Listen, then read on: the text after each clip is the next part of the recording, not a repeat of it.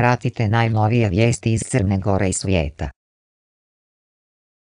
Kombinat industrije drveta Vukman Kruščić je izgradio Mojkovac, a ovog proljeća vlasnik umjesto trupaca reže mašine, ruši objekte i iz njih vadi posljednje ostatke gvožđa, poručili su iz opštinskog odbora Socijalističke narodne partije SNP.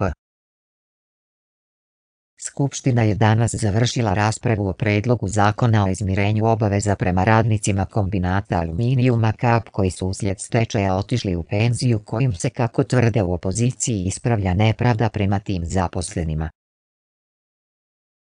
Trajno rješenje krize u Ukrajini uslov je za ponovno učvršćivanje europske bezbjednosti, koja je u najtežoj krizi od kraja hladnog rata, izjavio je danas u Beču ministar spoljnih poslova Srbije i predsjedavajući u OEBS-u Ivica Dačić.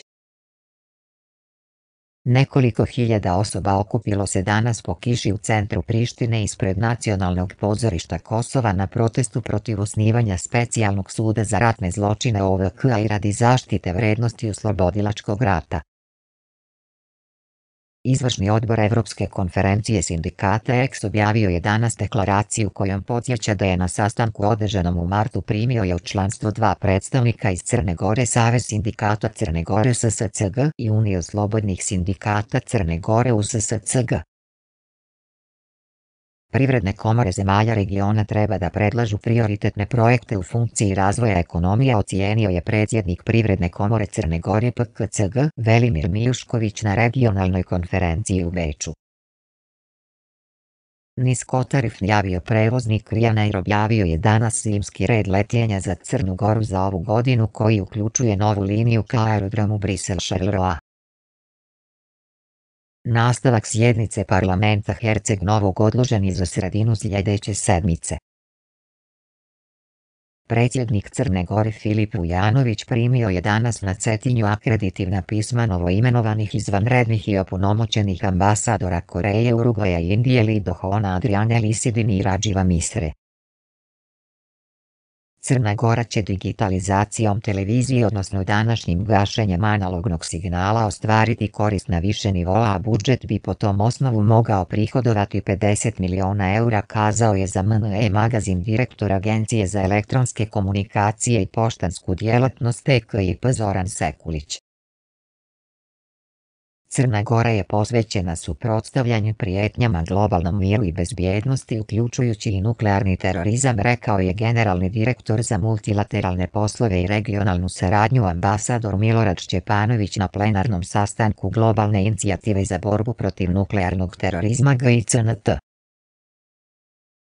Legendarni glumac Vlastimir Đuza Stojiljković umro je u 85.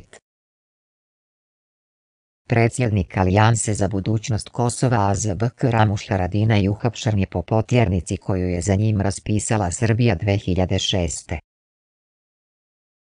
Predstavnici Svete stolice zadovoljni su bilateralnim odnosima sa Crnom Gorom, a pozitivno su ocijenili rezultate naše zemlje u integracionim procesima.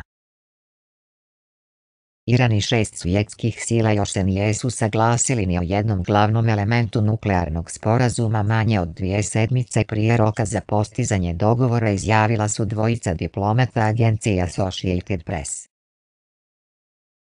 Inicijativa mladih za ljudska prava YIHR pozvala je nadležne državne institucije da usvoje praksu koju je Evropski sud odredio u presudi Milić Kosa-Nikezić da za zlostavljanje i nehumano postupanje državnih službenika sprovedu hitne istrage. Ambasador Crne Gore u Bosni i Hercegovini Milan Lakić predao je akreditivna pisma predsjedavajućem predsjedništva BiH Mladenu Ivaniću, čime je i formalno stupio na dužnost izvanrednog i opunomoćenog ambasadora Crne Gore u Bosni i Hercegovini. Opširnije na portalu www.crna.gore.me